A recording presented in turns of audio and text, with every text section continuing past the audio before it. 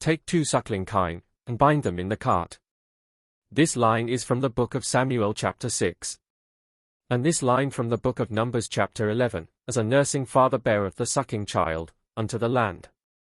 I am trying to convey a spiritual and living principle which may help us in this life. So there is life and life. 2 kinds of life, as it were. The first is the life of the Son of God, which we obtain like a baby drinking at his or her mother's breast. I want to convey the notion of pulling something. The baby is sucking, the baby must do something. The milk or life from the breast does not impart by osmosis or by indifference. We are the baby in this metaphor. We must pull the life from the Son of God, we behold him by faith, we look, we feel, we pull, we focus. It goes into our brain. And the second life, of life and life, is, in our best terms here, a natural life force. Now I know God fills all, but for the sake of the point we will say this second life is different from the force of life directly from God. There is something in existence. This existence, the universe if you like, that has a fullness of some life, placed by God into existence, to be, to exist, to be for the sake of mankind. I was thinking of this kind of life this morning because I saw an image of this in my mind as I woke up. And I suppose I would not have paid much attention to it, had I not seen this same image, now 3 times in a matter of days. Is God telling me something? On a little side note, humanity is forming a mystical man, a sort of collective mystical man by their collective being, or equally conveyed by the idea of the collective bride of Christ, that is forming.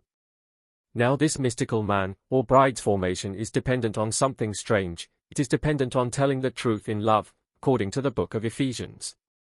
So when we tell the truth in pride the mystical man does not form, and humanity's destiny is deferred.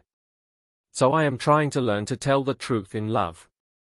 At any event, I will return to the notion of life, and this second natural life that is in existence, may equally be pulled into our lives on earth as in the metaphor of the baby suckling. I suppose we obtain our natural substance here on earth by way of the natural financial system, a career, a pension, a business, being indifferent to pulling life into our lives, or at least deferring the force of life to the machinations of the natural financial system, its generosity or cruelty.